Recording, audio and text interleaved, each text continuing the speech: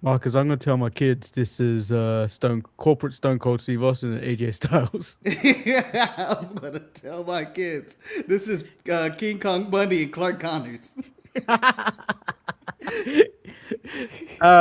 If you kept an eye on last night, I don't know why Marcus was to show up so early. It was actually like ridiculous. It was I had nothing to do, and I knew what the thumbnail was gonna be, and I was like, "Fuck it, let's just go with it." So this was the thumbnail before I started playing around with AI, and then Marcus wanted to do this, but seemingly gave up the moment I did a thumbnail.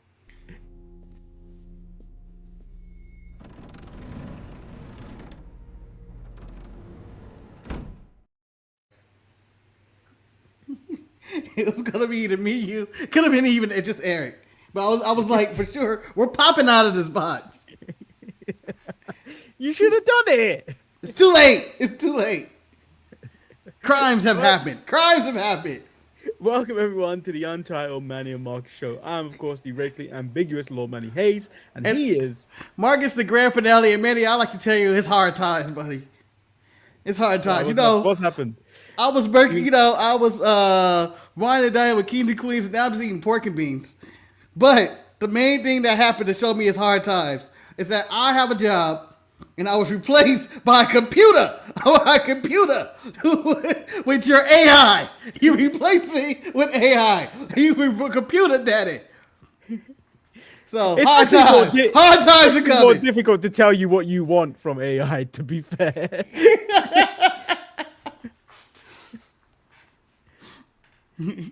I've been replaced by a computer. Hello, Levi. Welcome. Rest in peace, Jesse Jackson, one of the great black leaders of America. One of the first black people to run for president. Showed people that could be a way. But he didn't win. He didn't win, but he ran. He didn't win.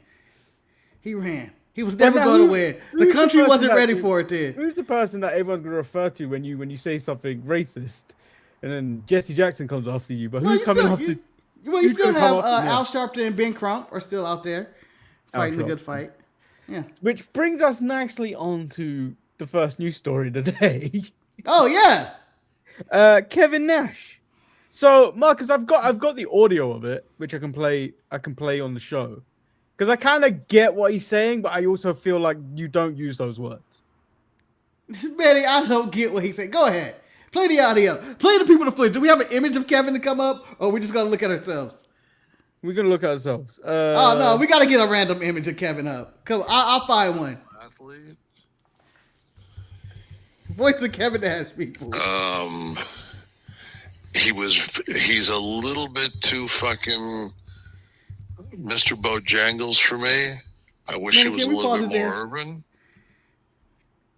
Yeah. Can you call it there? For those who don't know who Bojangles is, because you know what? This is an old ass dated reference. He was a black man that tap danced, and everybody, I guess, associated him with tap dancing, and now he's a fried chicken joint. So it's really obscene and racist what we're going at. But okay. I was just trying to stall time to get the right image up, and I'm still stalling time because it took me 1 second to download. But Manny, I think we need to restart the footage and use this graphic. I'm just saying. Hold on. Oh my God! Load up. See what happens when he has to do things himself. Yeah. I wish AI was here to help me do this. Voice of Kevin Nash, everybody. He's an incredible athlete.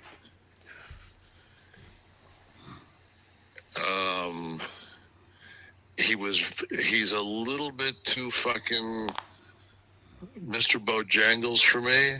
I wish he was a little bit more urban. I understand it's Netflix. I understand there's a big fucking world out there besides the one that fucking 66-year-old Detroit boy Kevin Nash wants, but I just want him to have a little bit of an edge. But if he's not going to have an edge, then he knows how to throw. He can strike. Like, he throws a good punch. Fucking take your time and throw a good punch. maybe put 2 or 3 together. Something where fucking Put 2 or 3 punches you together. tell You're me stop. if this shit was real, all this athleticism I have, I can use. Not if this shit was real, motherfucker, I would cartwheel off your motherfucking body like you I would.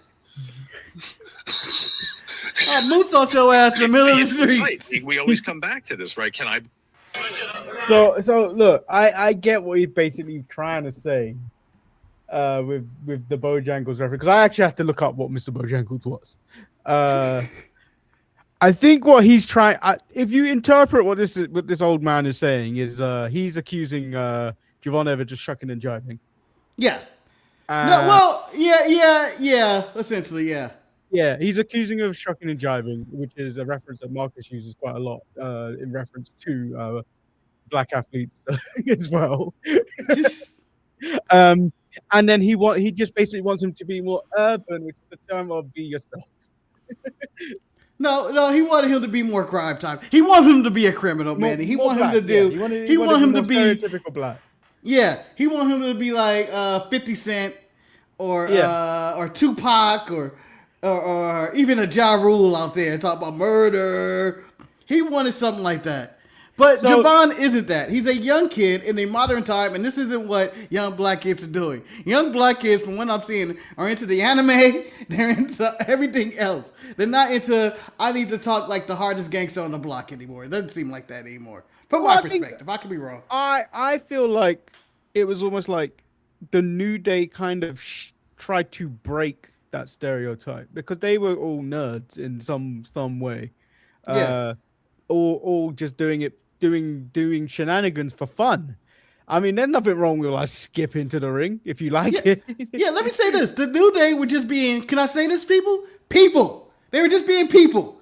They weren't trying to be characters. They were being themselves. And just like the New Day, Javon is just being themselves. As I think it was Levi, why hasn't there been a cerebral black wrestler ever? It's true. There's never been someone that was like, they manipulate the system. They are on top. They have brains. There has never been a Dean Douglas black wrestler. There hasn't. No. What's his name? The one that referenced that he's the PWI. He was in the top 10 of the PWI. Jonathan Grisham don't count, Manny. That's barely a career. No. But he was quite cerebral. He was a technician, but you know what? It's barely a career. And we're talking WWE here. We're talking AEW here. No. I get it. But like, I think some people just have to let go of what they want people to do, because when you fantasy book, or when you go, oh, this is what I expect this person to do, when they do the complete opposite, or they just want to be themselves, you get angry. And I get the cartwheel shit. In a real fight, ain't gonna work. It ain't gonna work. You ain't never fought a person that did Kipaweta. Okay, man. I fought 3 ninjas that knew Kipaweta. You know how tiring that was? I won. But do you know how tiring that was? Marcus, I'm just telling you, I would never turn my back. Sorry. I would never turn my back in a fight just to climb something and then do an OG car. Oh, you ain't never won. You ain't never won, Manny. You lay him out and then you just go off the top of the trash can. I know. Me and Ryan joke that's one of our worst fears, that you run into a wrestler in the dark alley and they start doing hurricanranas and shit on you. 619 and you get beat up by a bum like this. It's fucking terrifying. But here's what I do. There does see some aggression from Javon, but I think this is not the way you say someone needs more aggression. You can just simply say, I need more aggression. You don't see him saying this about, let me think of a Will Ospreay, who does a bunch of flips. He's a very physical wrestler now, but in his younger days, he was kind of basically just Javon. But athletic and all that. And no one said, oh, he needs to be more urban. Yeah. Let me ask you this question, though. There is no correct way of saying that, ever. What, to be more aggressive? No, but to be urban. But to be urban could be anything. Yeah, but you shouldn't say it. It's just to the ring. Be yourself. Yeah, you don't. What do you mean be urban? Like, just be yourself. Be yourself. And then if he's too urban, oh, we can't push him. He's too black. It's a double standard. Either you're too black or you're not black enough. And You just want to be yourself, and that's what Javon wants to be. He's a high-energy, 20-year-old man. 20 years old. The man wasn't even alive when the Elimination Chamber was invented. But he's 20 years old, and he doesn't even know who he's going to be. Yeah. Like, I believe even, was it Kai Cenat even went through a midlife crisis already? He's in his early 20s. He's just learning, like, oh, this is what I should be. It should be, this is what he should be. This is who he is. No one ever questioned, this is what Jeff Hardy should be. No. He got to just be Jeff Hardy. Like, Javon should just be able to be Javon. The one I worry about is actually Trill London in Evolve and probably going to be in NXT soon. Because he is just a Jeff Hardy clone. He's a black Jeff Hardy clone, and they were saying it all through LFG. Mm-hmm. He's the one where I would be like, you need to figure out who you're going to be, because you can't just be the carbon copy of Jeff Hardy. You're dressing like him in his early run and everything. You can't do that. You look at it, we say that about LA Knight. Yeah, that's what I was gonna say. LA Knight getting away with it. No, we say that about LA Knight. I don't know about anyone else that openly says it as often as we do, but I see no problem with him ripping off Jeff Hardy, just like I saw no problem with MVP basically being the $1 million man. Like, I see no problem with people stealing other gimmicks. It's been happening over the years. There's a Britt Baker, there's an Isaac Jacob. I know it's completely different gimmicks, but there's always someone doing something that somebody else has done. We have Roman Reigns as the tribal chief, but we also had Sting in the main event Mafia. How about Stephen A? I mean, you're the one related to him. I don't know what I did. Have you got anything else to say that on this Kevin Nash thing? No, I just think the whole thing is bullshit. Not everybody needs a podcast. It's just... AEW has to give away tickets for a house show is the next topic in Marcus's news if you read the description. Oh. Well, yeah, this was desperation. This is me just reaching for shit going out there. The house show didn't sell well, and they ended up giving away tickets, and it was a disaster. It didn't seem like there was much of a demand in Australia, even though they did pull 7,000 for their Australian show, the original show, the Grand Slam show. So because I think it's poor. It probably seems like poor advertisement. Poor advertising. They just lost their TV deal, so like it was going to be a problem either way.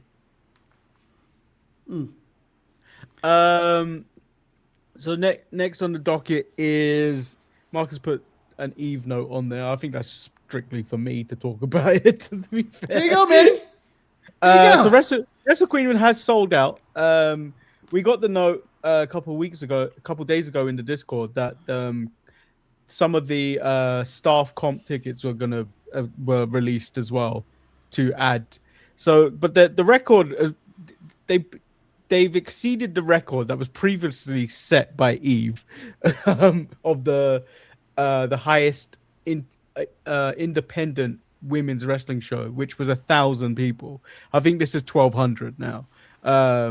It's everything that's been announced for both shows from the Friday and the International Women's Day on the Sunday.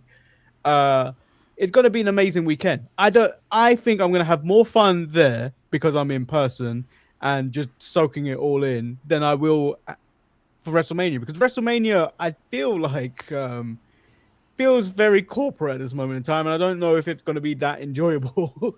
WrestleMania sold out to the Saudis years ago, man. We know it. But it's a good achievement that they have sold out. Hopefully they offer additional tickets and they sell more. No, it's a small setting inside the O2 arena. So like WWE and I believe AEW have run shows in there. But this is the little kind of theater area within that massive dome setting where if you go to a WWE event, so like when they did Money in the Bank there, that little area was where the Undertaker did his bullshit Dead Man show, which later became his podcast. What's going on with one Dead Man show? I've never heard anybody that says, hell, that was a fun show. Not one person. Don't know a single person in the world that went to the Undertaker's One Dead Man show. I know a few people that went, but I think it was more just so that they could get a photo op with Undertaker. But yeah, Photo up with a dead man. I go to a cemetery, Manny.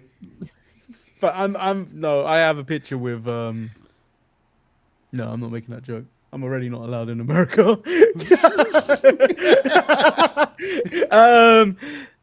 Yeah, I'm really looking forward to Wrestle Queendom weekend. It's gonna be banger of matches. And I would strongly recommend you join and become a member of the Eve Wrestling YouTube channel. It's to watch these shows. It will be $99. See, you repeat that, man. It sounded you said $99. It's $9.99. $9.99. My brain's not working. I was like $99, man. Manny, they can take all their Eve. They can take Adam too. So for Women Behaving Badly on the Friday, I believe it's going to be Jamie Hayter versus Miyu Yamashita. I could be wrong about that. And then on the Sunday, it will be Rio, the British Rio,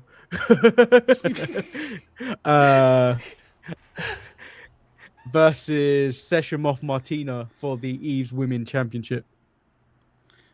Sounds like a doozy. And I'm sure there'll be other surprises as well. So I think so a pretty good show. So, but if you even get it for along. you have to pay for it first if you're going to do a watch along. Huh? No, yeah. Oh, you mean? I was talking about us. I was advertising our show, our channel, and saying we're going to do watch alongs of. Well, the first watch along we're doing, Marcus, this coming Monday, thanks to AI because I didn't make this, is the best of Two Cold Scorpio. Watch along Mondays are the best. Yeah, watch along Mondays are fun. So watch along this coming Monday is best of Two Cold Scorpio. The following one will be a 3-hour edition of a compilation of Eve matches. Yeah, can I talk about Two Cold Scorpio's pants? He looked like that time when Ace Ventura went to that tank and then the shark got him and then he came out and he was like, do not go in there. That's what his pants look like right here. What happened here? The CGI Two Cold Scorpio, what happened? Let me tell you something, Marcus. This is a real image. That's CG. That's CG. That's a real image. It can't be. There's no way. He looks like a video game. That's a real image. I feel basically what the AI did is probably like soften it all up, but this is a real image. It's okay, Manny. I believe you did. You know what? I believe you. I don't feel like you do. Yeah, I don't, but I believe you. No, you don't. I believe you. While you look for the evidence of it being a real image. I do have the evidence, but you know what? I'm tired of Google searches presenting me files .webp and there's not an actual image file recognizable by StreamYard. We go with Chris. LA Knight needs a push. Chris with MVP was cerebral in a way. He was a fool. He was a damn fool. He couldn't overcome any odds. Got chased around by everybody. AEW is holding their wrestlers hostage. That sounds like a breaking news story. That sounds like Tony Khan at gunpoint. That sounds like Vince and Saudi again. Yeah. Apparently, Chris likes the old AEW product or likes the old AEW better than the current. I think I prefer the current. I think there was a lot of like bad stuff that was going on back in the day. It just seemed less inconsistent. I think today they try to actually have more consistency in it. They may have a show format. It may not be something you like, but they do try to have a format for each show. Levi go, AEW isn't 7 years old. I thought it is by now, isn't it? It's about 6 or 7. 6, I don't maybe. know. In 2019, I believe it started, and it's 2026. It's closer to 7. Chris, no one respects, or WWE doesn't respect Chelsea Green. And we still going. Andrew chimed in. In the box is going to be a list as soon as Adam Pearce sees the lights is going to go down and the countdown will start. Let me tell you what I want it to be. Whatever Shane McMahon had in that lockbox, that you're never getting it. I want to know. You're never getting it. You're never going to know. Okay, Marcus, I have the image. So this is the image. This is what this image is based off of. The AI just, look, exactly the same. It's a real image. Even that one looks fake. But this one, I feel like he stole AJ Styles' gear, and his thighs were too big, and Got them cottage cheese thighs ripping through the pants. Eric goes, if it's Jericho in the box, this will be a bigger disappointment than the gobbledygooker. No, I think people want actually Jericho to return to WWE, get retired probably by Gunther, and then be done with it. You think? You think that could be the match for WrestleMania for Gunther? It could be, but there's a lot of routes you can go with Gunther now that he isn't going to be world champion. So he could be retiring anybody. They may even, you may even rematch AJ Styles versus Gunther. Well, they're having a celebration next week. They're doing a celebration next week. That could be all a part of the angle. So, what's the last news story? I think there is one. Hope. Breaking news as it happens, but as always, the news will let us down. What the fuck, Marcus? What? No one reads the description, so it's free. Just like no one hears my thoughts, so it's free to be whatever I want it to be. Yeah, these thoughts like they're strongly influenced by Hennessy. Excuse me, Manny. Yes, it's Cavassier, but it don't matter. Okay, Raw kicked off with the Usos coming out, but as they're making their way to the ring, we hear Paul Heyman and the rest of the division come out. Paul Heyman's in a bad mood because of the Masked Man. Theory's claiming Adam Pearce screwed him last week. This is all nonsense. And then LA Knight said stuff, and then Let me talk to you. Yeah, we end up in a 6-man tag. What do you think of LA Knight's shirt that says Unchosen? This is a reference to Unreal, isn't it? Yeah. This is a reference to him sitting in the corner like a little boy being told, you fucked up. But are they hinting at him being unchosen versus the chosen one, Drew McIntyre? Are we hinting at that? Oh, possibly. Because that sounds like a headline. That sounds like a headline to me. It made me question my Sammy pick in the Elimination Chamber. Well, Sammy's not in it anymore. Who's not in, who will, I think, still get in. So I think you're 100% right with that. I think that's a good call. I think this is probably the time that they're going to crown him. And do you know what?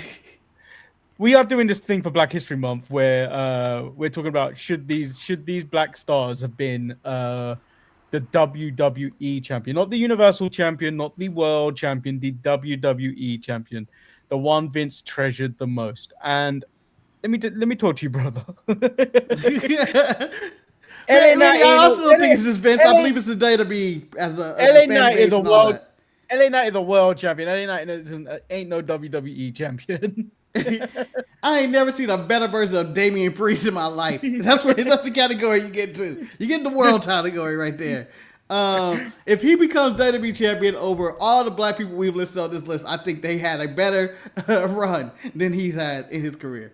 Well, Marcus, and I like LA. And this is someone that likes LA Knight. I'm one of the LA Knight guys. Because I have a problem with him impersonating half a black man.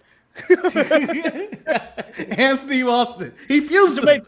So when you add everything up, he's impersonating a quarter of a black man, a quarter of a Samoan, and then what? Half a white man. Yeah, frankly, Manny, he's doing what every colonizer do and steal the culture. That's what he's doing. He's a culture vulture. That's what he's all about. Next thing you know, he's gonna say run it back and yeet. He's on his way to doing that, or he's gonna say viva la raza. He's on his way to doing it. He's a culture vulture. Speaking of culture vultures, Marcus, I showed you before the show. I had a bunch of cards that were going to get signed by people at Eve. But I've got a card signed. I didn't necessarily get it signed. It just arrived signed. The biggest culture vulture right here. Oh, Big Cat, Keita. Who I will put, and I want this to be officially on the show, in my top 5 favorite wrestlers right now. Randomly on social media, all her bullshit that goes along with it. It's all a part of the show. Marcus, like we always Big have. Media Marcus. Akita. Like what we need to have now, at the end of the week on a Sunday, you need to reveal your current top 5 of wrestlers because I think this list changes frequently. Yeah, you know what? It's kind of like my favorite food, my favorite drinks, whatever it is. It's pending on the day and the time. Right now, Nikita Lyons, Big Cat, top 5. Top 5. Yeah, and then what's her name is still in the top 5 as well, I believe, of Maxine Dupree. I believe she's a champion of this list. Now she's falling. Once she lost the title, I moved on to Natty. Natty's in that top 5 now. What is this? Manny, did you have a problem with Akeem? Who's Akeem? The African Dream? The African Dream. I don't have a problem with him. That was race appropriation. Well, but at the end of the day, I don't think he was race appropriation. He was making fun of Dusty Rhodes, who was race appropriation. So I don't know where we go with the parody. Where do you go? That's kind of like in an Austin Powers situation where the movie's too good to criticize GoldenEye, but it stands on its own. So LA Knight and the Usos took on the Vision. Bronson Reed wins with the Tsunami. Logan takes Michael Cole's headset, talks nonsense, and they get stomped on by the Masked Man. He disappears. And then towards the end of the night, Theory tries to act like a big man to Adam Pearce. You can't. This is your problem. This is all of our problem, according to Pierce. You don't think he keeps me up at night? You don't think I think about it? This Masked Man is trouble. Okay. Hold on. Why is there 15 people in here? Why not, Manny? We are a elite podcast. That's why. But let me tell you, we're back. The trick is not to acknowledge it, Manny. It may go away. It will go away, but we're back. But with this situation, Manny, who do you have as the Masked Man? Because later in the show, or do you want to cover the Pierce stuff first? In the back. Basically, Heyman said he needs to deal with this, and then Adam went, I have the same problem you do with the Masked Man, and then Bronson Reed was going, I'm a problem solver, and when I catch him, the Masked Man problem will be solved, blah, blah, blah. To your question, I don't know, it seems like it has to be Seth. It has to be Seth because your original idea of it being Grayson Waller has been debunked. I don't think so. It's not out there. I've seen the movie The Prestige. It could be a twin. It could be he could be wearing prosthetics, man. He came out there with his little mustache and goatee. I've seen prosthetics. I've watched the Young Bucks in the AEW. I know how this thing works. He could still be the Masked Man. But I don't know. I think they're either gonna make it Seth or it's gonna be someone completely unexpected. We damn sure know it's not a black wrestler. No, 1 week I did think it was Ricky. Ricky too short though. I think Ricky too short to be any of the Masked Man. That's like saying the Masked Man is Jericho. They're a little too short and pudgy. No, the Masked Man moves too fast for it to be Jericho. I would, again, there's also, I'm going to stick with my guy. I'm going to stick with Karrion Kross. And I'm going back to that. I'm going back to Kross. To Kross. I know he's working other places, but I never believed this man was fully released. I don't believe Triple H has given up on any of his NXT children ever, and he will bring that man back. And I think this is he's the guy. He's the guy. If it's not Waller, Kross makes the most sense to be the guy in helping Seth in the Vision or something like that. I don't know. So I've gone back to an old gimmick of this show where I just have various things on my desk. In reference to you wanting it to be Karrion Kross, I'm holding up this, which is a Kit Kat, spelled F1 Kit Kat, which is a race car. And based on the joke that Marcus tried to get over last summer, it's basically F you. I tell you, the joke works. It just takes time. It's an old joke that takes time. It hits you later. It's a running joke. Fuck, it's been slow cooked for 6 months. Longer than 6 months. No, it's been marinating for over a year. Now it's time to put it on the stove and let the shit cook. Here's how bad this joke is. It's funnier to laugh at the fact that Marcus has never landed this joke ever. It will one day. One day. Who do you think you are? Even Sully couldn't land this joke. Well, I believe Denzel can land the joke, and that's my pilot. He can do it upside down. So the main story of this episode of Raw was Adam Pearce is given a box, and it's been labeled "Do not open" until the date of the Elimination Chamber. He tells the guy that brought it, take it to SmackDown. That guy can deal with this problem. Yeah.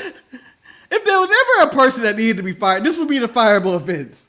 I don't know what he thought could be this, but take this shit out of here. Vince had to sit here. He did it. This is the second time he did it, right? What, sent the box away? No, referred to a problem of like said, take this to Friday. Oh, yeah. He always does it, and it didn't work out. It never works out for him. He's gonna realize, oh no, I gave away WWE legend Chris Jericho. Or what if it's someone like Sting? You gave away the icon Sting. We know he likes to live in boxes. We smell the sweat. At this moment in time, I haven't seen the offers to Obafemi. I haven't seen the offers from both GMs, but it seems like the better offer is on SmackDown. I mean, here he has a match booked on SmackDown against Kit Wilson. He's already beaten him. He's getting him again. If you're going to do it properly. Kit Wilson. I don't like your toxicity, Manny. Your toxic masculinity all over that song. I don't like it. But he's going to send it to SmackDown, and, the crate is... I believe the only speculation is Chris Jericho, right? That's the only thing it could be. Like, I don't see it being anything. They're not going to re-debut Hobbs and put him in a crate or anything like that.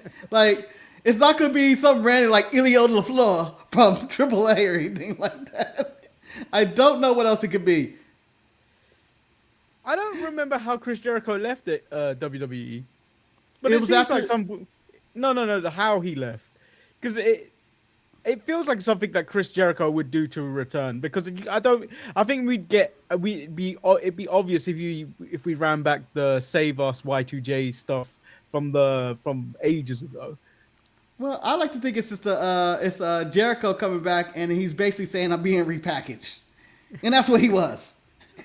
He's gonna repackage his career because he was already kicked out of AEW by the fans. Everybody had enough. And it's the truth. We've all had enough. At this point, he's at Big Show status, so please retire. And I am not for a Jericho return in career in wrestling WWE. Let me get this straight. I stand by what I stand by. When he was in AEW, the man needs to hang it up. And the fact that he's coming to WWE, I think it is a homecoming. I'm doing it for selfish reasons. I want to hear the Break the Walls Down song and see him come back. And then I don't need to see him ever again. That's kind of what it is for me. I don't know what it is. I hear the music. He'll come out. I go, oh, Jericho's back. Where was his wife on January 6th? Oh, that's cool. He's gone. That's all I need. I do have so I feel when he was in AEW where he was trying to help get over, use that term loosely, help get over the younger talent in AEW. And eventually they kind of, their push is kind of squandered being under Jericho. If he was to do something similar in WWE, I think it might get over more because it's more controlled. I think at least they're not going to let them do whatever they want. I think that was the case. That was the bigger problem, is Jericho had way too much creative control of what went on that. That's true as well. One of his thing. So I think it could work, and some people may benefit from that, especially people that can't speak at all. Yeah. I think some people may, but this is devil's advocate. Yeah, but he's 55, man. He's 55. Hang it up. Stop holding all these young talents back. All these old dog wrestlers need to just go away and let the new generation take over. It is time for a new generation. You guys have all been around so long that we are tired of seeing you guys in the same storylines. Like, that's where we're at. People are just looping around doing the same storylines because you're in your mid-40s wrestling. It's over. Let it go. It's time for your Braun Breakers, your Dominic Mysterios, your, I throw JD McDonough, that big head ass in there. All these younger wrestlers randomly involved should be at the top of the card, but they're being held back by these old dogs and fogies. The previous generation didn't have this problem because wrestlers were done. in their 40s. No, but then no, because I think this is the bigger problem. If we do what you just said, and we start letting the bigger, older stars go, we're gonna have a new generation issue where people are just gonna drop off because the big stars ain't there, and you have to wait for these new stars to become bigger stars. And that's why you build these people up. You start building them now. Like, it should be it should be a smooth transition where you don't realize that, hey, it's the new generation. It should be a smooth transition of, if you want Gunther to be the guy, Gunther be the guy. If you want Javon to step up and beat some people, you got to get rid of your Rey Mysterios and all these other high flyers and stuff. JD didn't catch a stray. He's a bobblehead. Well, talk about strays. Eric said Vince did make a white man a prisoner. Sorry, escape prisoner. Don't talk about Ross on the show because we established that Nails was Ross. I can't wait till we do the best of Nails watch along. But they got to make space for these new guys, man. It's just time. Like, Dominic Mysterio has been in the mid card for 2 years and probably a year too long. He should be one of their top heels. He should be in an MJF type spot. He should be leading the Judgment Day. They should have already jumped out Finn. Get his old ass out too. Nothing personal against Finn. I like Finn. But get his old ass out. He's young as fuck looking, but get his old ass out. El Grande Americano wants to be in the qualifiers, but Pierce says no, we're all booked up. But he gave a spot to the original El Grande Americano, which he hasn't even been in a proper match to go to be worthy of going in qualifiers. Yeah. Whereas this El Grande Americano is working in Mexico. He's doing some of the hardest work in his life, protecting his neck from a Vikingo. He should be in the qualifiers. He should be. This episode of Raw is just a document to HR to be like, do you know what? Pierce ain't good at his job. Yeah, and here's all the reasons. Yeah, and maybe they're building up to something about Pierce not being good at his job, and someone else has to take power. Maybe Triple H has to take power, Manny. Maybe Triple H takes power so he can put himself on himself. Maybe that package is a statue of Triple H and all his titles. I stole that comment from somewhere in the mid-card mess. But to be fair, I'd rather have your horrible take of Michelle McCool be the GM. NXT is happening. Oh, by the way, I want this package shipped to every show. I want all this to send it. Now that it's getting shipped to SmackDown. It should have got shipped to NXT first. And Stone, like, I ain't touching this. This could be the Vince McMahon documents. I don't want this. I don't want hiding shit for his lawyer. I don't want any of this. For all I know, Linda's gonna come out of there.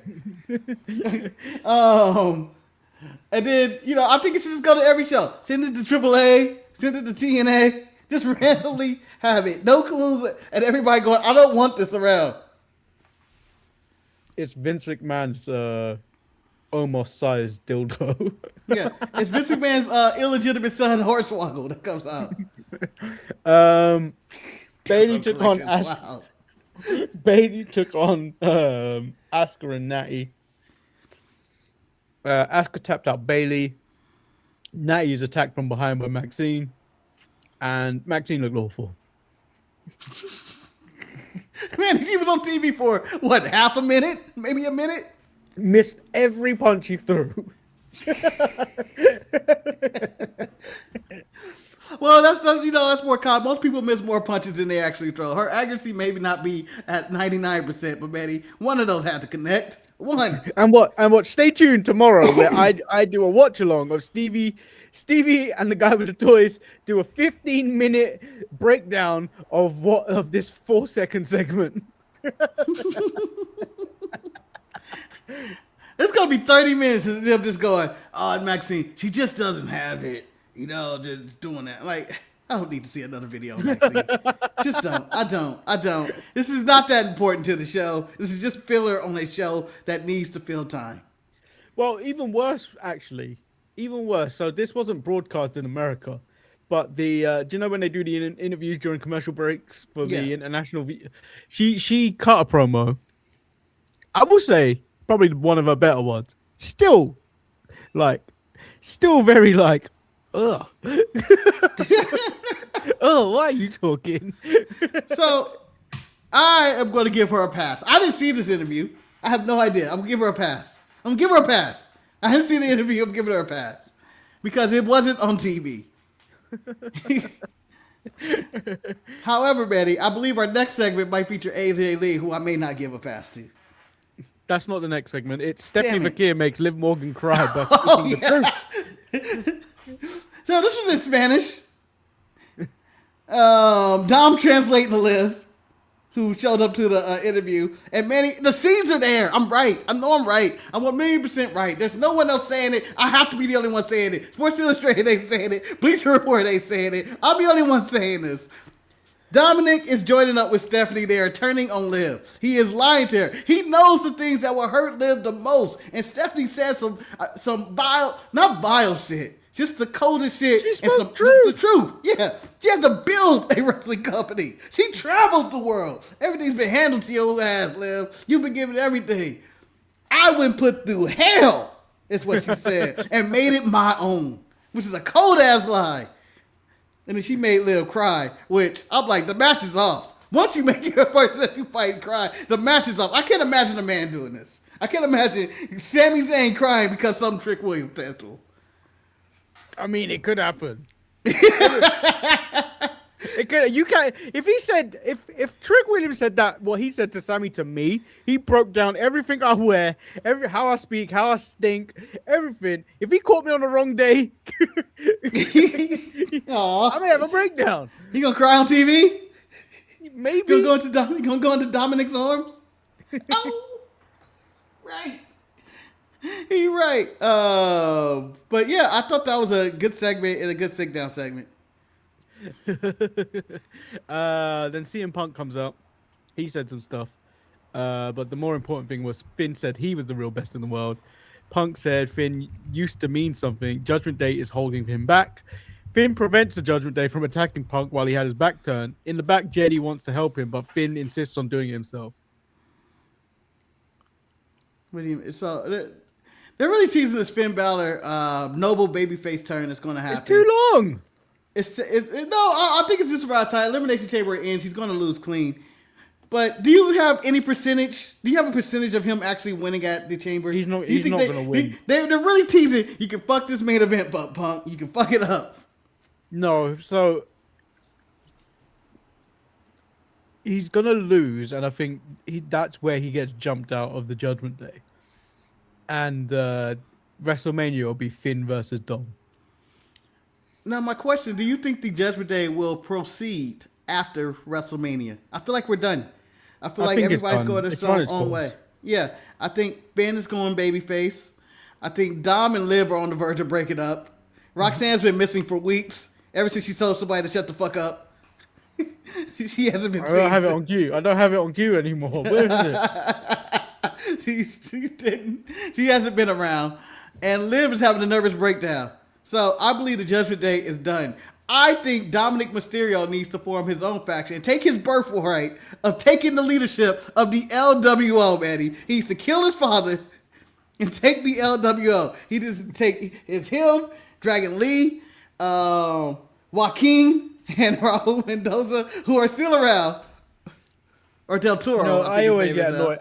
I always get annoyed whenever I hear Joaquin. Fucking liar. He's a fraud. Take your birthrights. Latinos unite and let's take over this country. Company. No. Wait. That was not. In Hollywood, white voice actors can't play the rights of the black characters anymore. I don't think Filipinos should be playing Mexicans on TV. Manny, you're never going to win this argument because you know why? No one cares enough about Joaquin Wild enough. No one cares about Joaquin Wild enough. We all look like I play Hector on all the Fast and Furious movies. Manny, I was thinking of casting you as Manny Pacquiao in the live-action biopic. What? I think you're perfect. You look just like him. You sing just like him. I'm in shape now. By the way, that was parody. I'm not a racist. I'm in shape now. Someone used my own compliment against me this afternoon. Oh, what? Did you? So I said to this girl, I said, "You lost bare weight. You have a neck now." She used it because she used it back at me. Damn. whereas it's a little bit more. It's a nicer compliment to opposed to where Marcus refers to you as "you sick." Yeah, you sick. So in Manny's comeback, I believe Manny's neck was in that crate, and it will make its debut on 26. Yeah, that's why I normally are like this, so you don't normally see my neck. You can't see it. I thought you were protecting yourself from Undertaker's choke slam. Or the tongue and death grip. You didn't want none of that, so you had no neck. I protect myself from Vikingo. That's what I do. Oh, You don't care about the fucking neck.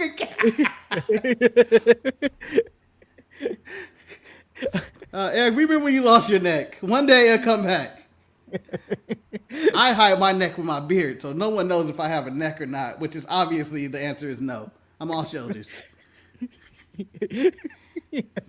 El Grande Americano took on Penta in the #1 contenders match for the IC title. Penta gets his win with a springboard destroyer with the help of original El Grande Americano, and then original El Grande tries to unmask the other El Grande. Fraud. Well, it's got to stop, but it has to stop in the mass versus mass match. And I believe Mexico. I don't think this should be a WrestleMania match. If they do it in WrestleMania, we got to change the stipulation.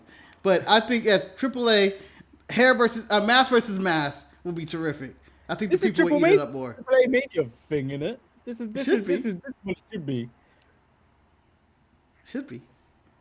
But we'll find out. Now, AJ Lee came out. Talk your talk. All right, she came out there. And Manny, to our surprise, she went out there to talk shit. She did, I would like to call her best CM Punk impersonation of talking her shit about being, I created this gangster shit. I'm the greatest woman of all time. And I looked, and she was comparing her career to Becky. And I was like, there's no way you had a better career than Becky. No one remembers your career. Becky was the first woman to main event WrestleMania. Becky she's in movies and doing all types of shit. When she was talking her shit, Marcus, all I heard was, you can look, but you can't. This is the exact shit Nikki was doing like a month ago. Yeah. Who has more claim to building up the women's division, Nikki or AJ Lee? I think AJ Lee, because Nikki kind of held it back. Nikki was a diva, and we all know it. She wasn't a women's champion. She was a diva. But I hate to say that. AJ, neither one. I give all the credit to Paige. Triple H needed someone to wrestle Paige in NXT. Therefore, we got more women in NXT. Therefore, they took all the women and created the quote-unquote women's revolution. And I also like to thank Gail Kim and Awesome Kong. There is nobody else responsible for this. But they did it in TNA. Yeah. But you know what? They showed that women can do more than bra and panty matches or 2-minute squash matches with Lay Cool or something. So, do you think the whole sex tape scandal and going over to AEW has really like tarnished the legacy of Paige? Because I think Paige actually did a lot and contributed a lot to that women's evolution. Yeah, she was the original Javon Evans. I know they're complete contrasts of people. Like, one is as white as a ghost, and one is as dark as the night. but there are two young people that came in and felt like a significant change of this might be a new era or whatever in wrestling. And I feel like that's what they both are contributing. And I think Paige is burned out, and it has nothing to do with just the controversial tape that was out there. It has her relationship with Del Rio, which was extremely controversial.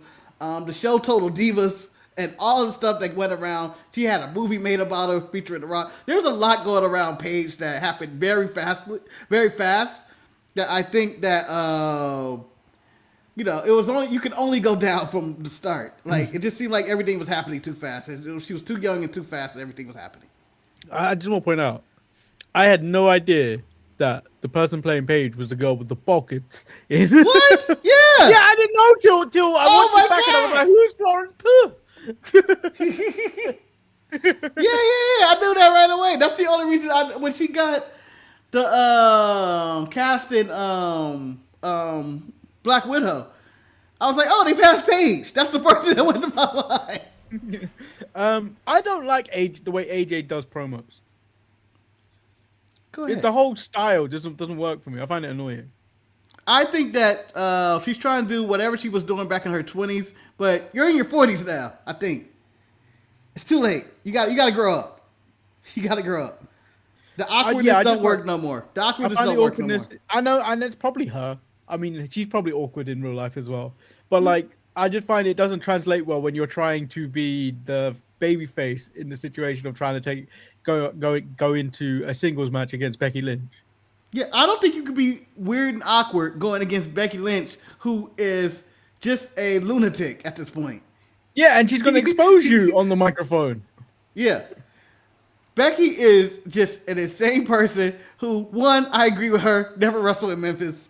By the way, I would never wrestle in Memphis. But, and two, I forget she said something that I was like, I 100% agree with you, Becky, and I can't remember what it is. Shit, I wish I had notes. I should have took notes. I didn't really take notes either, but AJ... But she talked her talk. Yeah, AJ dares Becky to hit her. Swing, Becky, swing! Yeah. And you know what? Becky responds to me, I don't hit the retired old ladies. I tell you. Becky might be older than AJ, by the way. Haku would have. Haku would have put tongue in death grip. What is that from? But you know how big her neck is? Her neck sticks out, Marcus. He sees that. He'd be salivating. I was watching a video of the giraffes in the storm.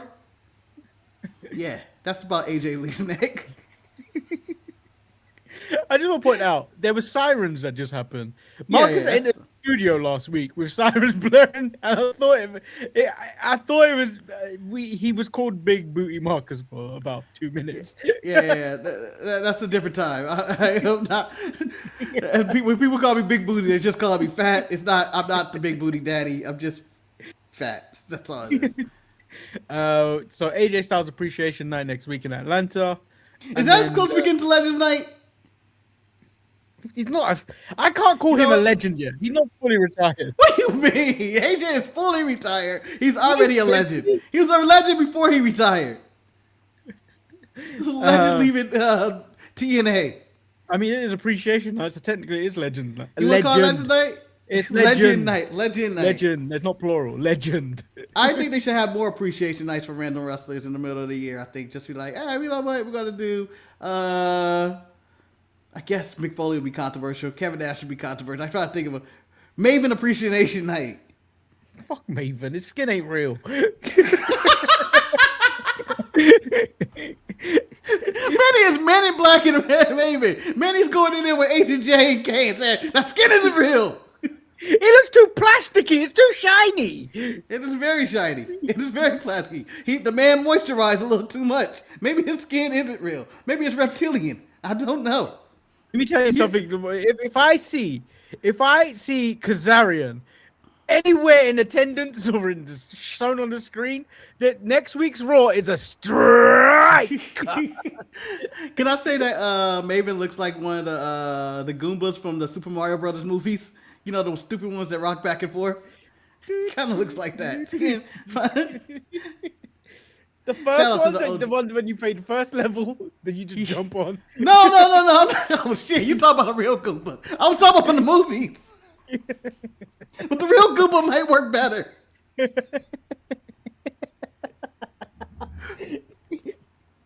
When you say John Goomba, that's the first thing I think. Yeah, but I was thinking the Koopas from the Super Mario Bros. Movies. They were in their suits and they were rocking back and forth. That movie, everybody on that movie was on drugs. That had to be made. The only reason that movie was made, everybody did strobes or something. That movie makes no sense. But I'll watch it if it was on TV right now. The main event was Gunther versus Javon versus Dominic. I'm gonna tell you, you've been saying this for a couple of weeks where you were like, was this the main event? Where was this the middle of the show? This felt like a middle of a show, top of the hour match.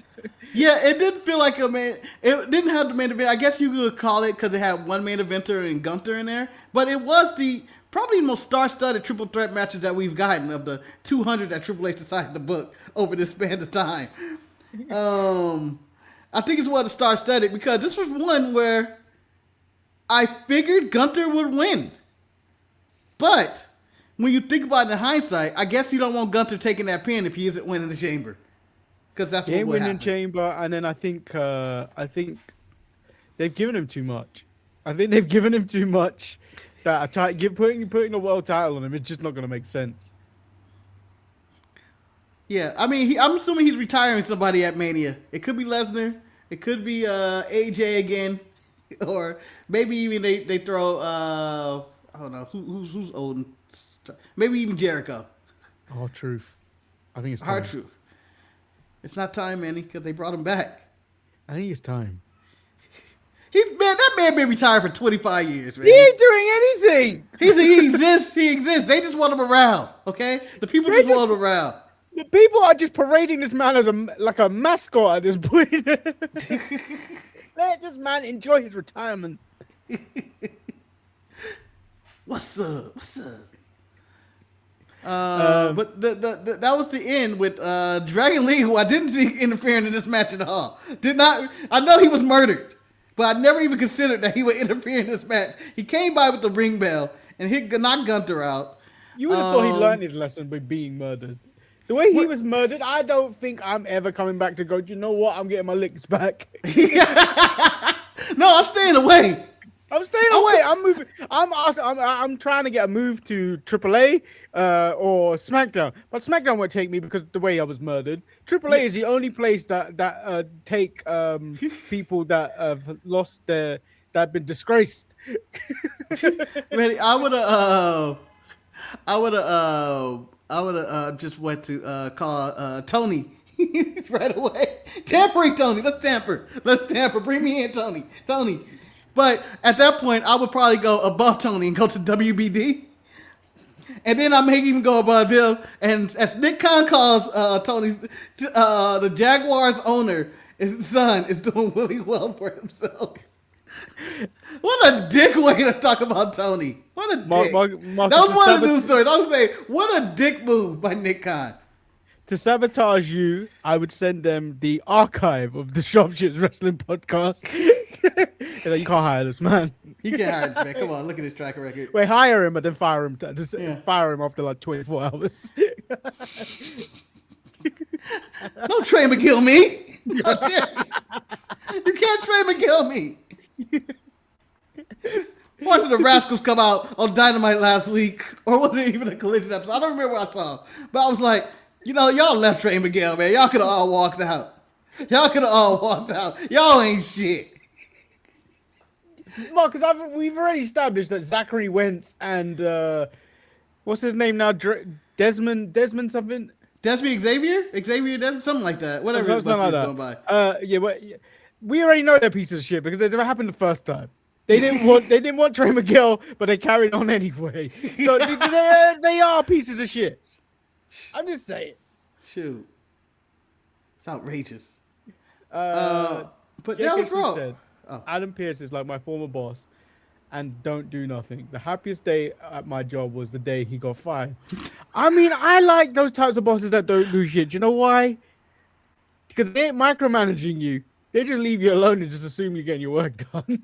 No. So I believe the ones that don't do shit are the micromanagers. It's annoying. I hate being micromanaged. JK Smith said, if you break 2 laptops in the same spot and try to blame IT, you deserve a Haku super kick and the Tongan death grip. Then Asuka appears you and sprays the black mist. I think I'd rather get the Tongan death grip than Asuka spraying black mist in my eye. I don't know what's in that mist. I feel like I can get pink eye from that shit. It'll just be ruined. I always say the black mist one is the poison. That's the one that's like that's come from like something evil inside. I don't like the red mist because I feels like they're coughing up blood on me. I'm like, oh, they're sick. Be the ICU. How do you break 2 laptops in the same spot? Eric saying Bianca in the box. So Eric, you want her to come out? I'm on my own. Against the wall. I don't know. I mean, her physical therapy on her hand on her story. I mean, I'm looking for clues because I don't think that's today. I don't think that was yesterday. I think this was like 6 months ago. I think she's working us all. Manny investigates, guys. 2020. Manny investigates. Dateline with Manny. It was sunny. That's all I'm saying. I know she could probably live in Florida now, but I don't care. She lives in Florida now. She been, I think, lived in Florida. I don't care. The investigation continues. I think I'd be disappointed if it was Bianca in the box. I'd be like, why? You don't have to do this. But could it be Naomi coming back a little early? I don't know what the status of her situation. They haven't said she's giving birth yet, has she? I don't think so. She should have. Yeah, it's been 9 months. Yeah, I don't think so. So, Yeah, but it's not always 9 months. Sometimes they take the full year. Yeah, you take the full year because you still need to recover. Manny, we probably didn't talk about recovery time for pregnancies. Maybe come back and she crazy. Chainsaw Charlie. I want her to be fighting with the baby. I want her to hold the baby and then have Jimmy on the side, like, hold the baby, and then go in the ring and start fighting people. Oh, you want to be unhinged? Yes! I That's what we had before. She was so unhinged before. I want to see her in the hospital bed with the umbilical cord still the baby cut the promo on Tree Coming, women's champion again. Just completely unhinged. I'm gonna we restart up that Jade feud. Oh, you think you're a bad bitch now? You wait till I get back. Because don't forget, remember, the Naomi turn happened at the Elimination Chamber. Yeah, essentially, she got that beat down. She got that beat down. The greatest performance by Bianca Belair. Yep. That's the last time any of them was seen alive. Jade's been carrying as the bitch ever since. She needs to be in a horror movie the way she was. Absolutely. And kill her first. Unhinged Naomi now even more unhinged because she don't sleep no more. It's gonna be perfect. Yeah. Me and the butter of my child. I would love for her to use the child as a gimmick. I don't care. Come on. She's using the child as a weapon. No, Mark, come on. Imagine her willing the baby out to the ringside. No, Marcus, I want to hold in the baby. I want to hold in the baby like this, and then someone told shit, and then she's like, "Jimmy, hold my baby, hold the baby," and then she goes in and start then just regular Naomi. Yeah. I don't know who the victim would be in that situation, but you know. Let's go out to AJ Lee. Fuck it. That's her arch rival from back in the day in Florida. Marcus, let me tell you, if I was a woman and I had a baby in my arms, I think I would attack AJ's neck with baby still in her. It's too big. It's too big of a target not to attack it. One reason why I'm not a father, I would weaponize my baby. Not use it as a weapon, but I would weaponize it and always hold it. So you're going to hit a man with a baby in his hand, and then my baby is spit missing their eye. I'm just saying. We're in it together. We're in it together. And then we learn it's not real. The baby is a 40-year-old man. Yeah. You seen those videos? Those videos are some of the best things online. Why is he punching that baby? Wait, that's a man. It's a man. It's a grown-ass man. But yeah, that was Raw. What did you think of? How you grade the show, man? You want to throw out a grade? We ain't throw out numbers and grades in a while. Numbers and grades. It was a C. C, C? D show. You know what? I'm going to go high. I'm going to give it an 8.5. And That's the reason I'm giving it a high rating is because you know what? They've added so many mysteries and stories. Brian Ward is out there giving me puzzles and reasons. What is going on? Who's in the box? Who's the masked man? What does Stephanie McCare say to Liv?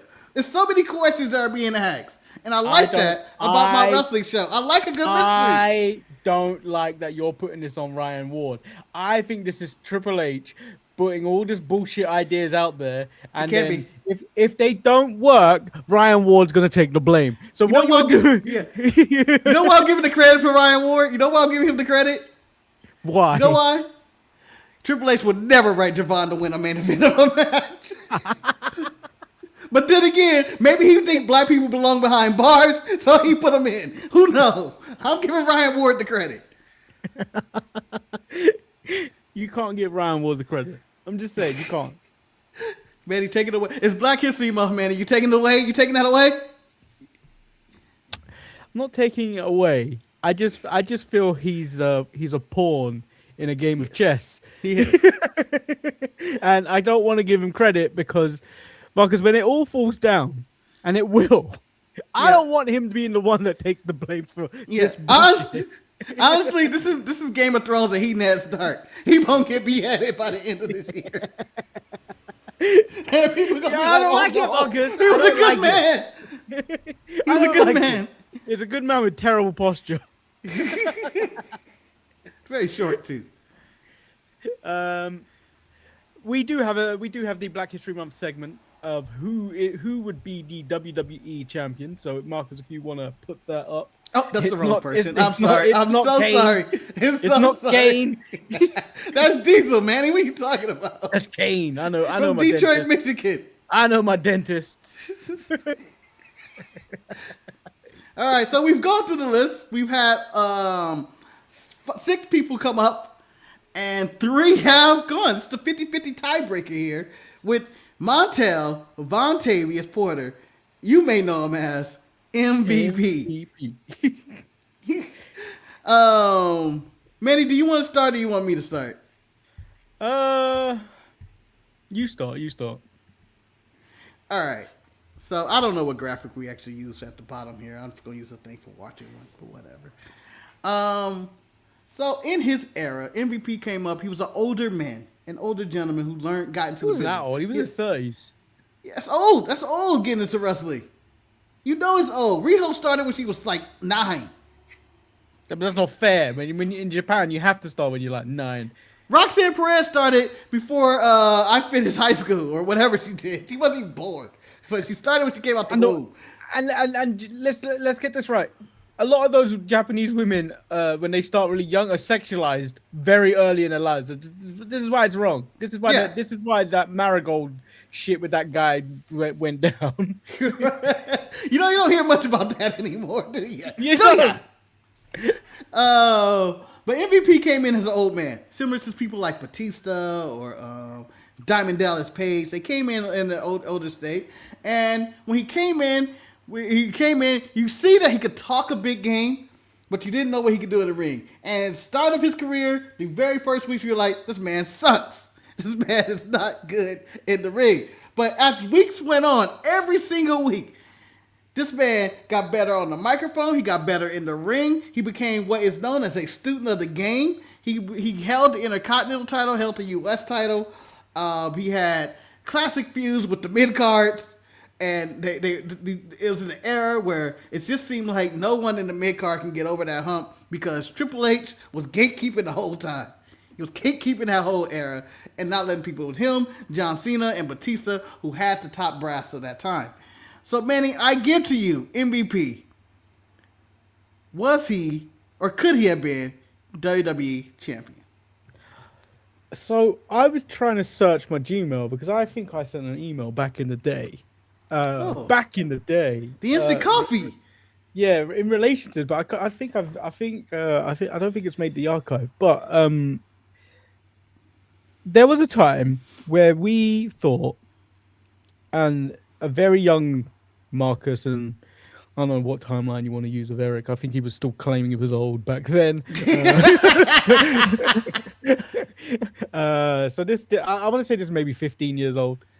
Maybe 15, maybe it could be even 20. But we all thought when these two came up together, because they were essentially like they were coming up together, and there was news reports of these two actually watching tape. That's why they were getting better and better as we watched them.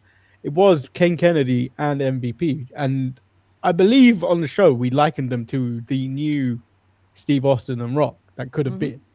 And I think had he not left, He got fired. yeah, he got fired. I think He got fired, man. had they not gone cold on him, I think he could have been a WWE champion, because he was one that actually studied his craft, got better, could talk. He was great on the microphone. But then I think in the same situation, you look at, he was black, and they just weren't going to give it to. They weren't going to. They could have given. They would have probably given him world champion if he stuck around. If they didn't go cold on him and eventually released him. I think he would have been a world. I think in that world he would have been a world champion. But I think as good as he was, because I think he's heavily underrated in where we talk about wrestlers. I think he could have been a WWE champion in my eyes. Never, in my opinion. No, I'm saying, never would I let them soil the WWE title with me. No, I think MVP. I agree with you. I think he had everything. He had, first of all, the aesthetics, cool music. The entrance was nice. I'm coming with the blow. Yeah, the whole thing.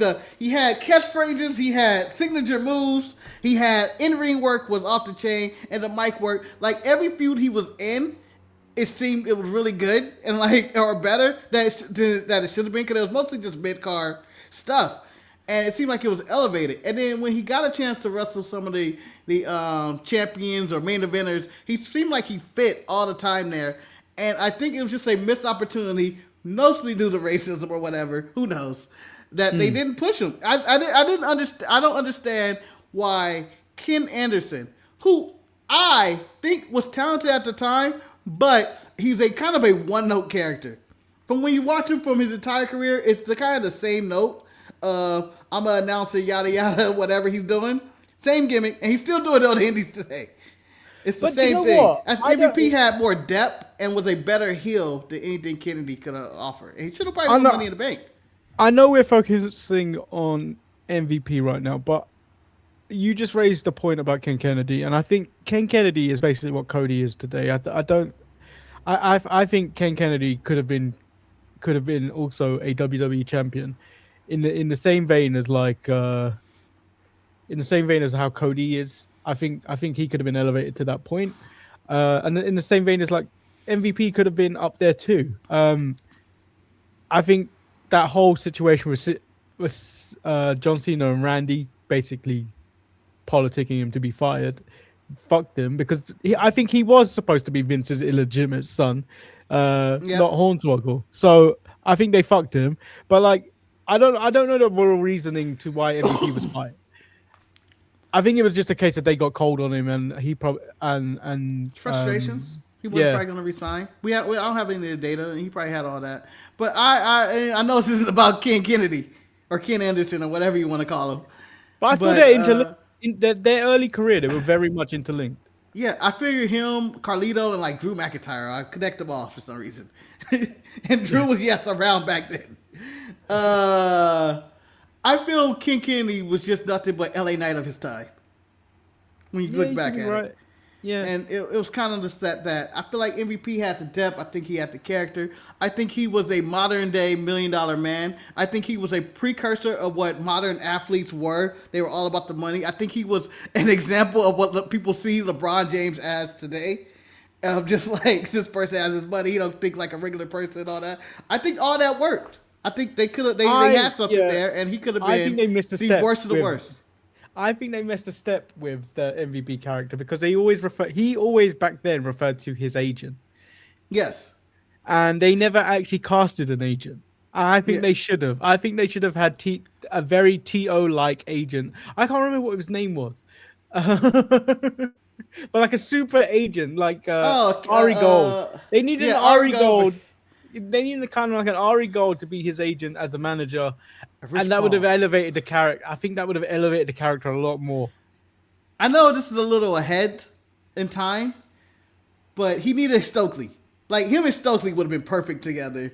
And just in general, not I know it's different time frames, different companies, yada yada. But a Stokely being his hype man in his corner, just hyping him up, talking for him, being his agent, that would have worked. The problem with adding a manager for him is that you realize, and I think they may have probably considered adding a manager when they were talking about his agent and all that at the time, but they realized the man doesn't need one. He can talk on his own. He has his own. He has his own. He could talk on his own, but I feel like having that pressure of my agent will fuck you kind of thing. That's why a lot of people actually refer back to their agent, because they're just gonna get more money and get him what he wants. Yeah. Because he's going to be a problem. I think that would have added some depth to this character, because he was trying to be the mega athlete. He was trying to be TO at that time.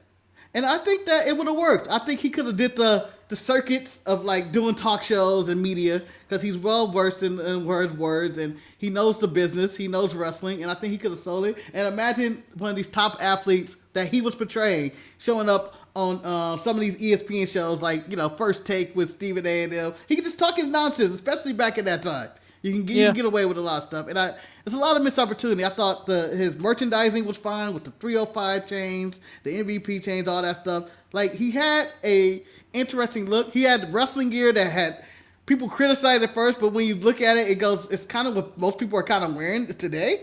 Like, he was kind of ahead of his time. No, because when he debuted, wasn't it purple? So he actually looked He's like a Power Ranger. Yeah, he could have been a Power Ranger, but he lost the sleeves and got in better shape. Yeah, he lost the sleeves. He started wearing black, which means you're a wrestler. that's the default color. And then he started becoming who we all now know as MVP. I think being fired by WWE did set him back. So like, but I do think in that first run he could have been WWE champion. And then you can look at his outside WWE work. The stuff he did in TNA was pretty good. And stuff he became the first ever Intercontinental Champion in New Japan Pro Wrestling, and he has tons of matches over there that are worth watching and stuff. I believe that best and beautiful titles ever. They should have never got rid of it. Could be coming back, man. They brought back the old one. It's back. Well, it's back. I know. We're in this. I know we were talking about this segment, but like, let's not forget that AJ Lee was talking about the new IWGP World Heavyweight title that you won. Yes. On Raw, but I didn't watch any of his TNA or New Japan work. Yeah, I mean the Beatdown Clan was a cool faction that worked out, and you know, basically in TNA he became Bobby's manager again and whatnot, and they basically start the Black Lesnar. Basically, is what they are at that point, in which he's the Heyman guy and he's talking up his guy because he was talking for Bobby. And I think as much as I find his current work is very uninclusive, he is getting black stars over, whether it be the old dogs of Shelton and Bobby Lashley. But when he I thought what's his name? The little Scrappy Doo one. What's his name? Cedric. Stokely? I thought Cedric had a chance under him. Mm-hmm. Yeah. I mean, the Hurt Business in general had a chance. Killed for no reason, though. And then when they thought about bringing it back, also killed. Yeah. Like, it just seemed like that was, I just say it was cool. The merchandise, the fans were getting behind them, just in general, just because they were just, it was something different. It would seem like a modern Nation of Domination, but they were more about their money and whatnot. I just think that every opportunity MVP had, and when you go into the 2020 era, when we were in the pandemic, he was kind of one of the, and I won't say, no pun intended, the MVP, one of the MVPs of that era, because he was getting everybody, the Hurt Business, everybody over. He was talking his ass off. He was in at least 3 or 4 segments of the show. It was him and Zelina Vega just out there doing their best down callous, essentially out there, just in every segment, just talking. And, you know, just a lot of missed opportunities.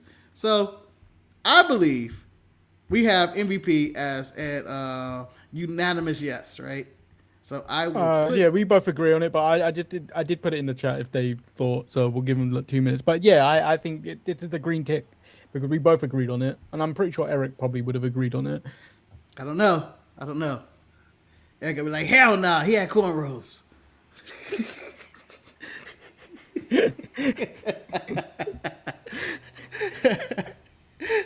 Not my champion. Why is that? Why is this the narrative you drum up for Eric? I don't know. I feel like doing it because he can't defend himself. He can't defend himself right here. In my mind, this would be Eric protesting that Allen Iverson should never be in the NBA Hall of Fame. He came in with his tattoos and baggy clothes and his cornrows and his sweatbands and revolutionized the NBA. I hate him. He should never get in. The most influential player in the history of the NBA. He is the most influential. Like, everybody stole from Allen Iverson. Just the look. It was cool. And And once based their whole life brand on it. Yeah. They're like, it's all Iverson. We put it all in. And just a revolutionary player. A one-man show, challenged the Lakers in the finals as far as he ever got, and lost there. But he won one game, and it was actually, it felt like they won the series. It was that much of an underdog series. It was Allen Iverson and bums, me and Manny on the bench, ready to get in against the Super Lakers at the time. I would never come off the bench to play basketball. I would never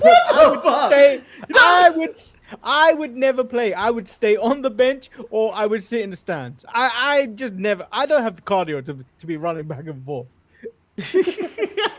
But Manny, you play soccer. You play soccer. It's just about. There's more running, I feel, in soccer than there is in the NBA. No, you can fake that shit and do half of defense to get your rep.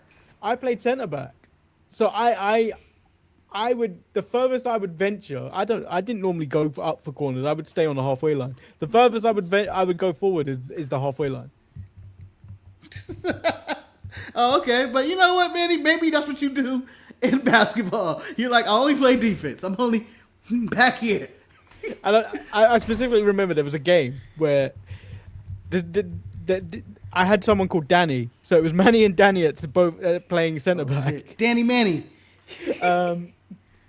We decided that if they were playing offsides, we would have lost the game by thousands. Because when we weren't in possession, when the ball wasn't in our half, we were lying down.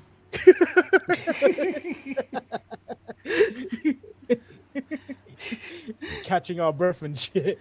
It was the goalkeeper that was like, oh, the ball's coming. Then we would get up. You know what the worst part about me whenever I played basketball? Now that I think I might be officially retired because I don't actually do it anymore. But for now, I'm retired. I got more tired playing half-court games than I ever did playing full-court games. Because I could walk down the court for a few plays and catch my breath. In half-court, you're always there. You're always in the game. I'm just saying. No, yeah, I used to hate when we weren't actually playing like a match and it was just like a game between all of us and we would play like, it was called Wembley, like the stadium, but it was basically you start off with, say for instance, you start off with normally like just say 5, for example, 5 people playing. It would be all against all. So you'd all try and score a goal. The last person not to score in that 5 would be out. And then you go to the next round where it'd be the remaining 4, and they do the exact same thing till you end up on a 1-on-1. It's soccer 21 then. Yeah, you end up on a 1-on-1, and then the winner's the one that scores the goals and whatever. You might play up to 5 at that point. I hated that but I was normally one of the last few to get through in some of those rounds, so I'd be tired. If I ever made it to the final, I'd be like, I can't be bothered anymore. I'm tired. You win. You want to call it a draw? You want to call it a draw? You want to split the pot? You want to split it? Yeah, Wembley was hard, man. You have to score first. So like all the good players that like really good footwork and everything, they go through first. I think I've only won 21 maybe twice in my lifetime. Twice. And one day I was ridiculously hot and I was just hitting every shot. That happens. I don't know what happens in the universe where all of a sudden I can see straight and the ball goes in the net. But no, there was always one spot on the key. The key, just where the circle touches the line going sideways. Yeah. If I shot from there, Marcus was always going in. I don't know why. I don't know why. It's your spot, man. You find your sweet spot. The one thing I had to learn, and I still don't do it, is that I'm a big guy and I need to use my weight in basketball. I just need to throw my weight at you. I could run the floor and no one's going to want to defend me because this is almost 300 pounds. It's going to run you down. You play street walls where there is contact. Huh? Yeah, it's contact, but there's fouls called. It's not complete nonsense of. Yeah, no. So I defend like jungle ball. I defend like I play football. I'm all over you. Well, I prefer my I prefer playing defense than offense. I'm terrible on offense. On defense, I will be in your way. That's what I know I can do. I will be in your way. And surprisingly, I don't know what this is. I can jump decently high, so I can block a shot and no one sees it coming because I'm very short. Be like, oh. I don't know what. I feel like I was on drugs this day, but there was a day where I feel like I had the perfect game. Marcus, I We all get jumped. those. I leaped over a sliding tackle. Man, he doing hurdles. It wasn't that high, Marcus. I was like, it was just like, Oh, don't hurt yourself, Manny. Don't hurt yourself. but like it was with forward momentum, so it wasn't just me jumping in one spot. It was forward momentum that I leaped over him. Still had the ball. I moved forward. I shot. I didn't go in, but that was the best movement ever. Yeah, Manny, I'm going to say this for the record. I don't believe that was Manny that jumped right there. That was Javon Evans that jumped. That's how high he got. The man was flying. The man was flying. The young OG still got it.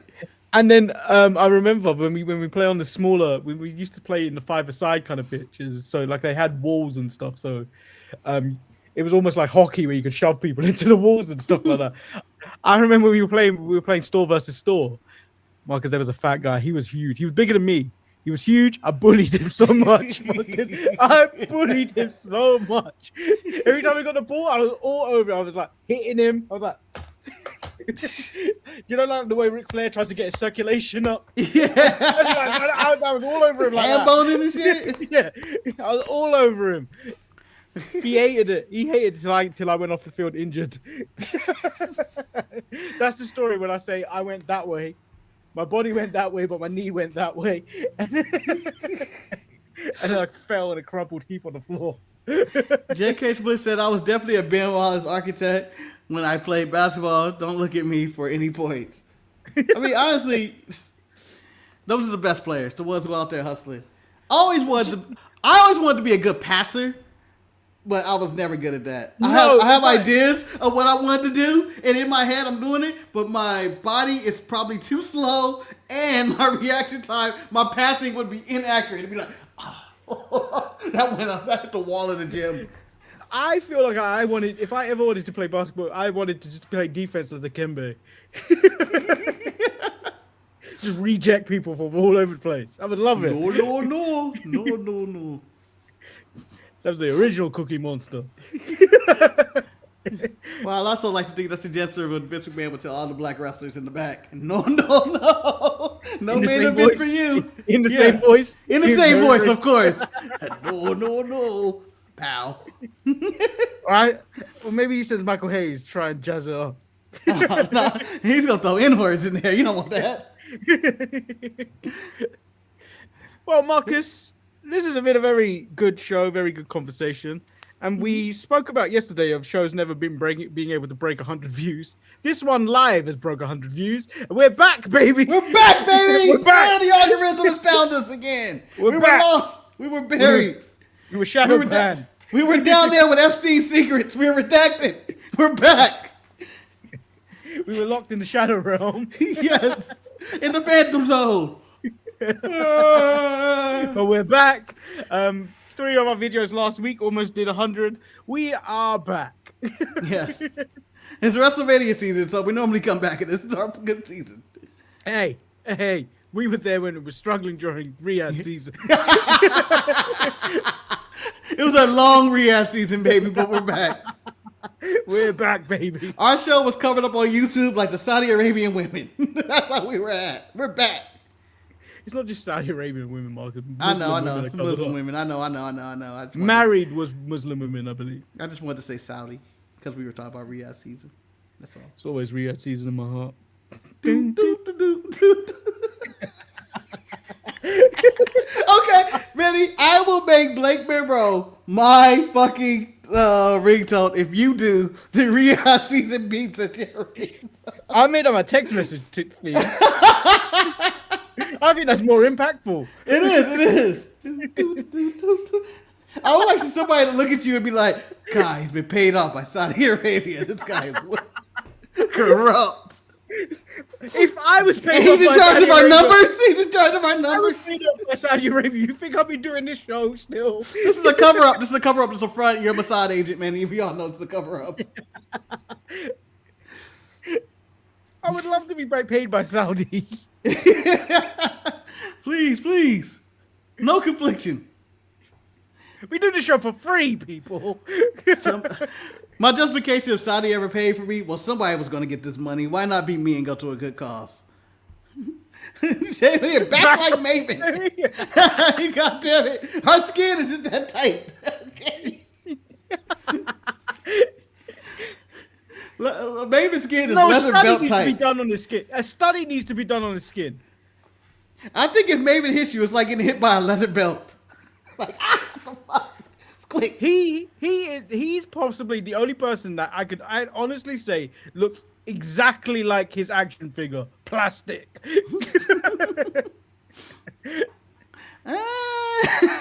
You know, I'm gonna leave that one. I'm just gonna leave that one on the table. But I was gonna say something else, and I'm not that mean of a person. Yes, you are. I'm not. Yes, you are. And I know you're going to tell me. As soon as we said end stream, I know you're going to tell me. And I'm like, we need the show so I can. Otherwise, I'm going to explode. So like the video, subscribe if you haven't. We'll be back on Thursday night or Friday morning for the late show, covering NXT and AEW. Yep. And we can just end the show. I'll tell you how I think we should do the shows. But we have our production meetings live, so you might as well say it. I was gonna say one of us does those for NXT, one of us do it for Dynamite, and we come up with our 3 big things that we want for the show. Basically, if you do notes for Dynamite, that'd be easier for me. Actually, it doesn't really matter. To be fair, we'll alternate weeks. Okay. I'll produce the Dynamite segments we should cover, and you produce the NXT covers this week. Yeah. All right. But given that I tried to cancel Dynamite for years, yeah. And then all it took was Marcus' schedule to happen, and then I didn't have to cancel it and be like the bad guy. Yeah, now you're sacrificing your life and time. But I think we need to add a clock to the show. I don't know how we're going to do it or a countdown, but how many days until Michelle McCool is the NXT general manager? Surely they got to wrap that up soon. You can't have an interim manager for that long. No. I believe by the pay-per-view we need to have a real leader. Just saying. Don't care. Oh, well, Man United have got an interim manager till May. Where they decide where we're going to get a real manager. But you're winning. Do you want the real manager? Depends who it is. If it's no better than what we currently got, one might as well stick with what we got. It seems to be the case in all sports, though. Yeah. But everybody always goes, "Oh, they have a name," but they suck. They ain't won. They got fired from somewhere else.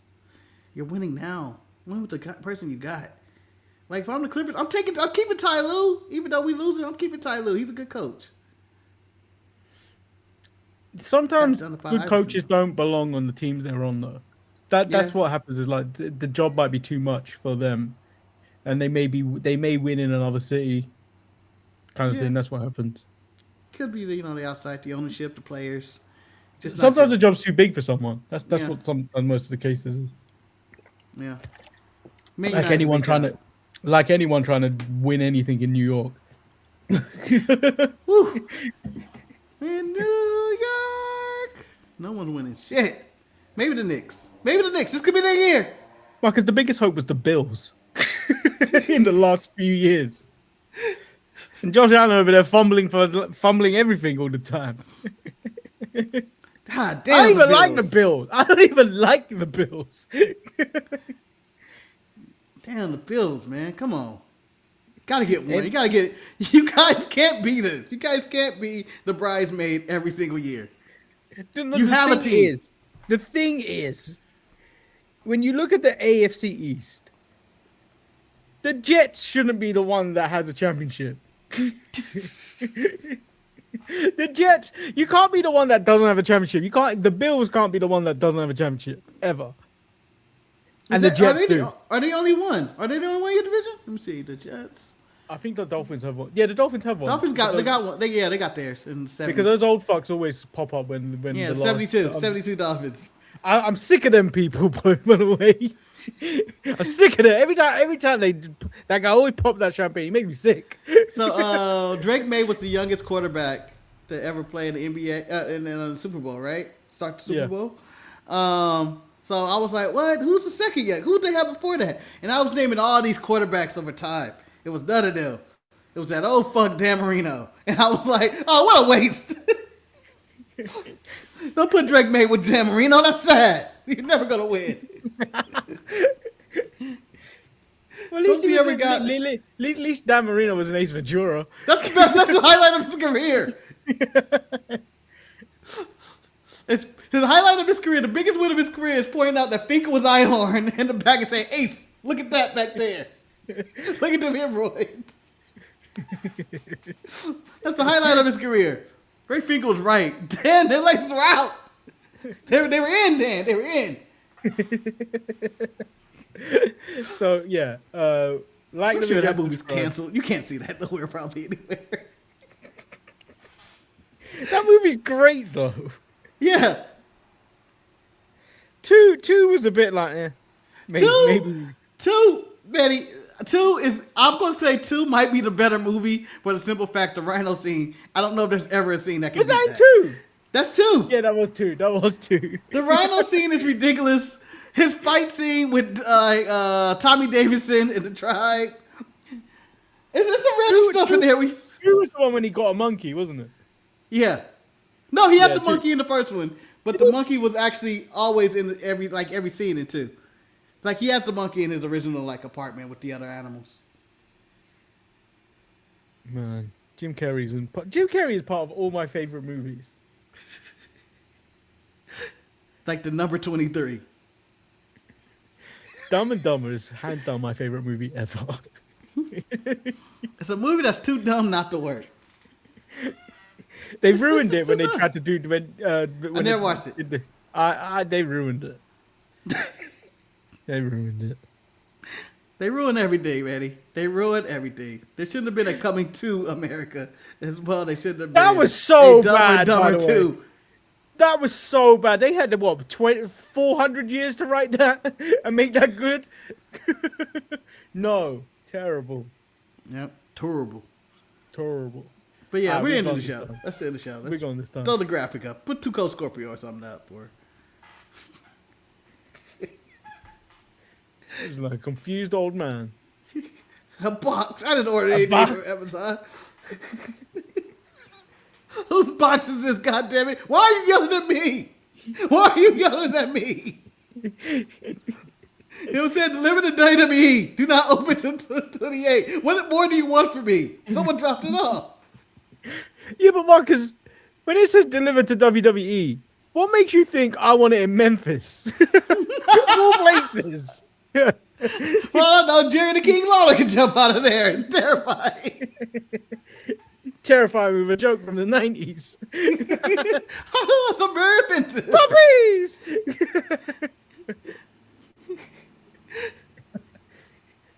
I like to think it's crackly frozen Vince McMahon. Preserving myself. If anything, Marcus, I want him like this, like Hound.